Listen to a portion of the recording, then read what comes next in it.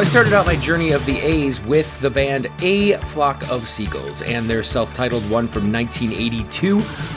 Decent debut album, nothing too special on it. A couple good tracks like You Can Run, Modern Love is Automatic, DNA, and of course, their two mega hits, Iran and Space Age Love Song, which happens to be my favorite song by Flock of Seagulls.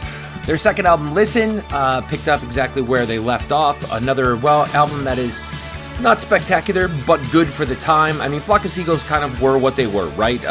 Fun hair, fun videos, and a good representation of the age of the 80s. You know, they were exactly what they were coming into the days of MTV, and they were an okay band. I mean, nothing too special, but they were okay. Speaking of nothing too special that was okay and kind of one-hit wonders, I mean, Flock of Seagulls, I guess, had the three hits, you know, Iran, Space Age Love Song, and then Wishing If I Had a Photograph of You from their second album.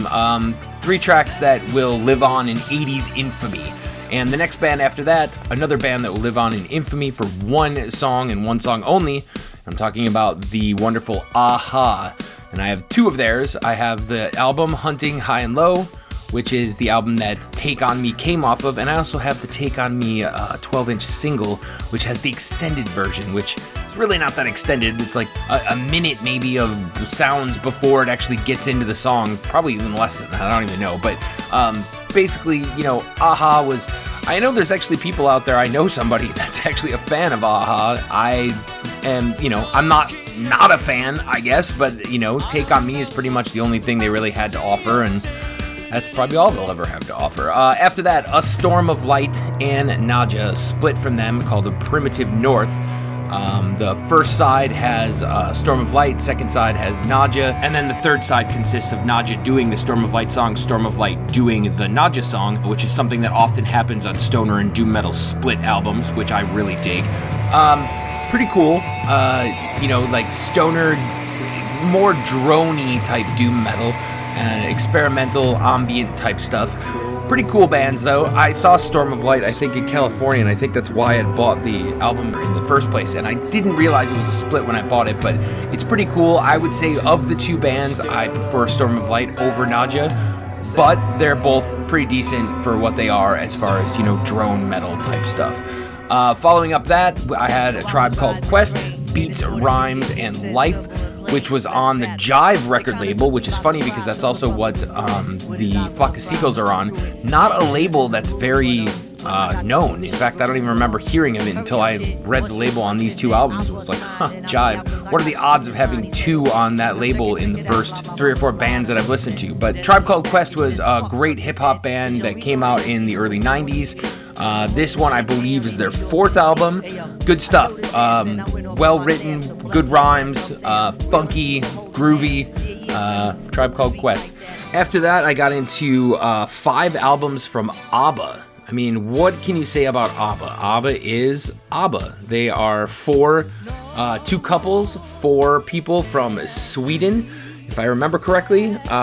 They are, Bjorn, Benny, Agentha, and Frida. I actually saw an ABBA tribute band about a year ago, and they were pretty funny. I mean, they were overly cheesy, but how else can you possibly do ABBA without being overly cheesy? I mean, they are the epitome of 70s cheese.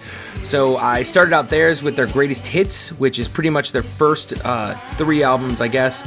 The greatest hits at that point only had a couple songs that were actually hits, at least as far as I know. I mean, you had Waterloo, which is basically the title track from their first album, Mamma Mia, and SOS.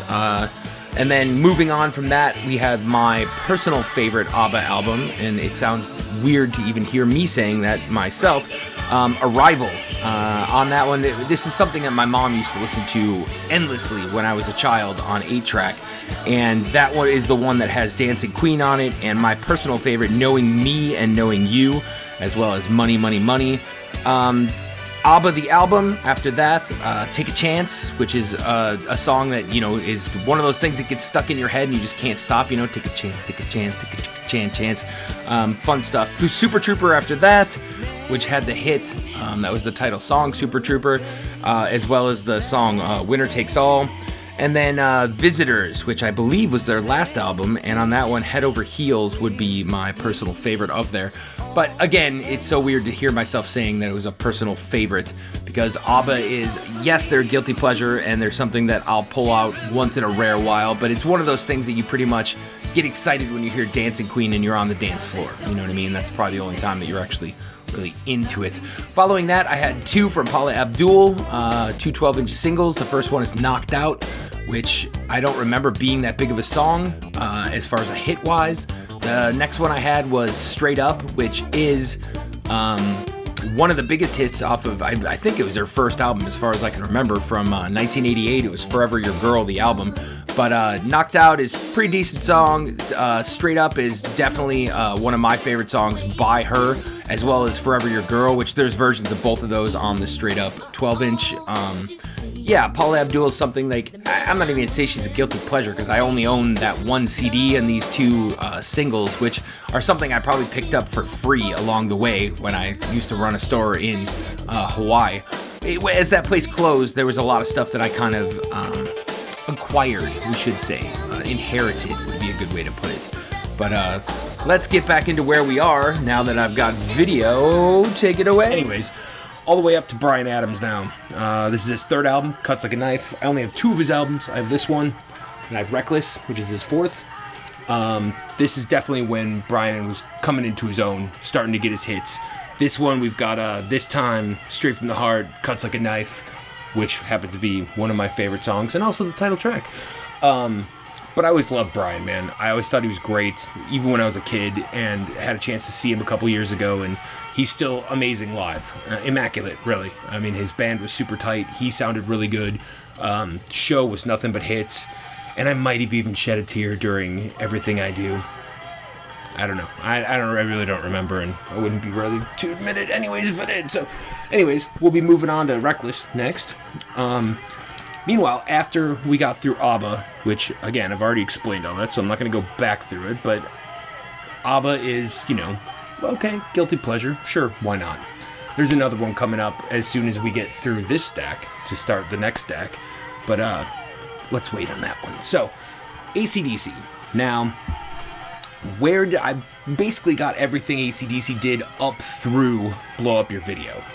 I think I'm missing Fly on the Wall, but most of that, not most of it, over half of it is on the Who Made Who album, so someday I'll get it. I have it on CD, but I haven't felt it necessary to go out and buy the album yet, so but with AC/DC, so you've got this one, which technically came out in 85-ish? I think 84 or 85. But the songs on here, Jailbreak, You Ain't Got a Hold on Me, Show Business, Soul Stripper, and Baby Please Don't Go. You gotta understand, the first couple AC/DC albums were only released in Australia, such as this one. So this is their very first album released in Australia, High Voltage. And this one also has Soul Stripper on it, it has Baby Please Don't Go on it, and it has Show Business on it. Now, Jailbreak and You Ain't Got a Hold on Me, I think, showed up on their second album, which is Dirty Deeds. Again, only the Australian version. So listening to these and then cruising into this finally, things are a little different. A lot of similarities between them, as with this guy. But there's definitely some songs that showed up on these that were not on these two, and that's why they eventually released this. So now that we've got that out of the way. So, first, second, although also first when you're talking American and British releases. So then you've got this guy, and then you start getting into this. One of my all-time favorite albums. I absolutely love this album. Actually, let's just be honest here. AC/DC is, they're one of the true great rock bands of the U.S., and they're one of the few bands that went through a devastating loss and still ended up becoming bigger and better, even. This is where I differentiate from many people. So I do believe that they got bigger, because by the time they got to the one that we'll get to, they were huge. But for me, it's all about this guy. Bon Scott he's my boy. I just love Bon Scott. He had such a way with his voice, his vocal styles, his grunts and groans even, and just his presence was just so gritty, so dirty, so believable, and yet bad boy in a, somebody you want to go drinking with. Unfortunately, that drinking led him to his demise, but guess that's what true rock stars are all about, right? Party until you can't anymore. So, Let There Be Rock. I really love this album. After that, probably one of the most underrated AC/DC albums, with one of my favorite tracks, Riff Raff, that is on here. This album, when they toured for this album, you got this, which this is one of the greatest live albums ever. I adore this album. The version of Whole Lotta Rosie, Let There Be Rock, and Riff Raff that are on here, they just rock my soul every single time I hear them. I could never... This is the thing with AC/DC for me. Like, I could never get sick of AC/DC with Bon Scott. I just can't.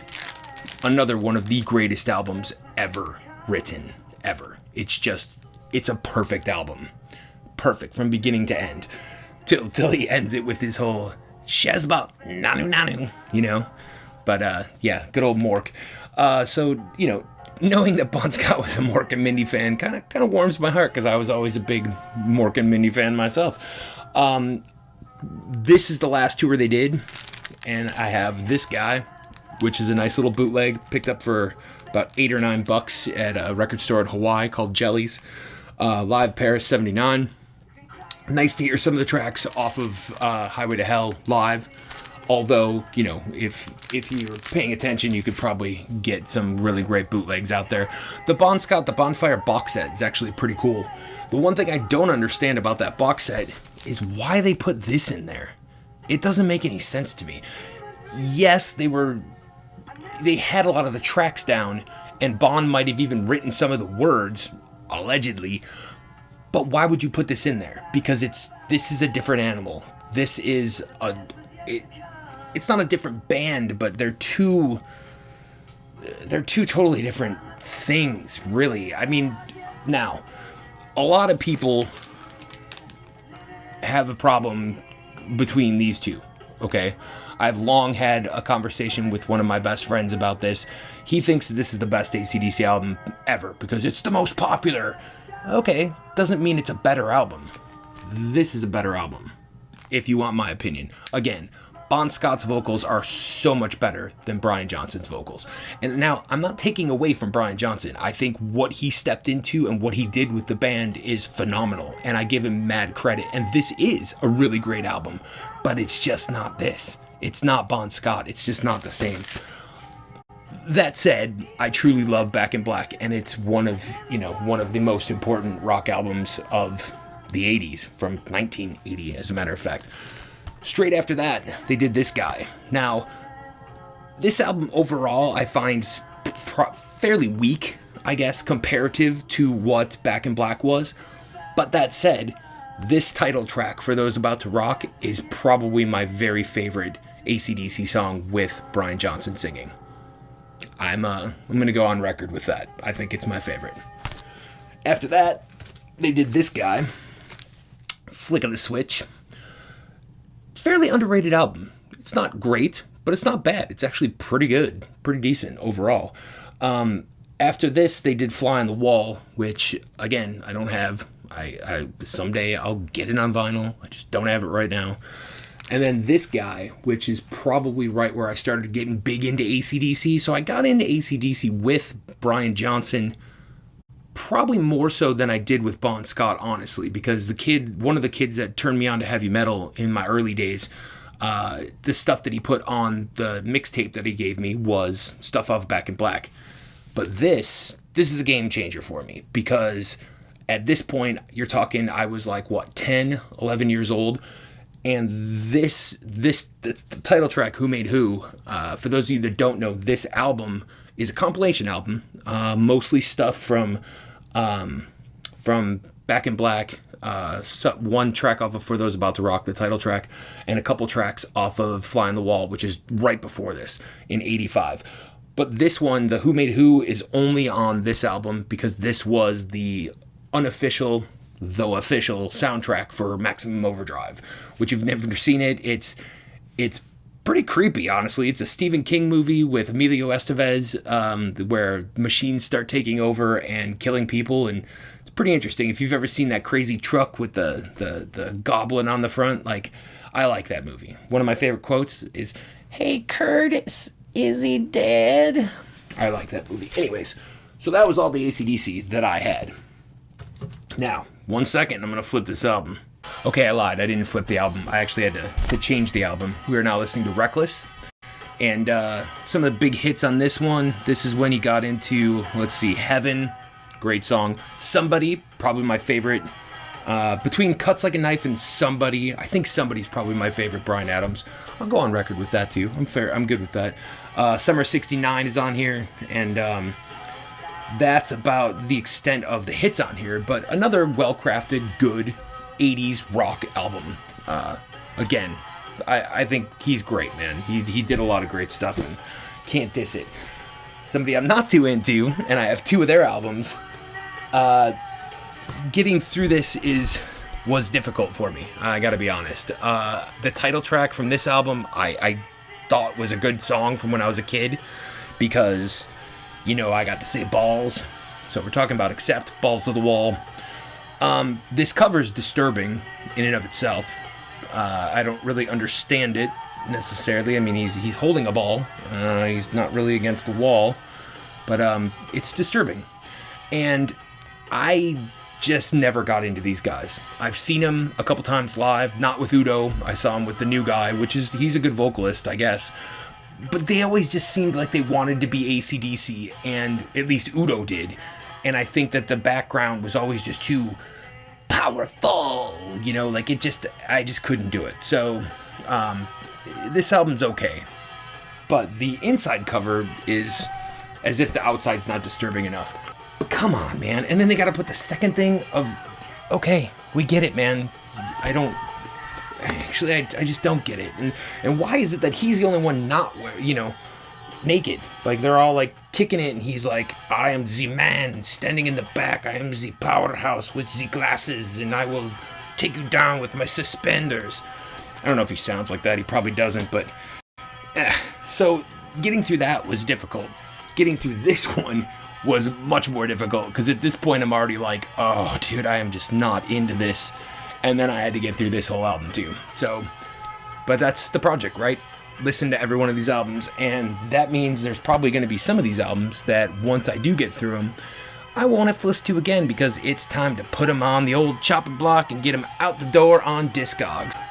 We're going to cruise on with this Bryan Adams, and then we got one more after the Bryan Adams, which is a really killer punk album, and I'll just get into that really quick, and after that we got a nice long run of the next band. So the one after this one, which I might not be able to play tonight because it might be too loud, or I might have to play it too loud, Adolescents. Definitive punk rock, man. This is an epic punk rock album. Like, Rick and Frank Agnew. This is just dirty, amazing, great songs that are fun. You know, like I Hate Children. Like, come on, man. No Way, Amoeba. I love it. You know, it's right going into the second wave of punk. So you're coming out of the whole Clash, Talking Heads, Sex Pistols, Ramones, first wave. Adolescents at the beginning of the second wave. This is where, you know, they come in. Black Flag comes in. Like, a lot of the more hardcore type stuff. The stuff that was not as rock-based and more true punk as what it has become since. Not including pop punk, of course. Although, this has some pop sensibility to it. So, we'll get to this next. And then, the mighty Aerosmith. So, stick around. You're in the Electric Lounge.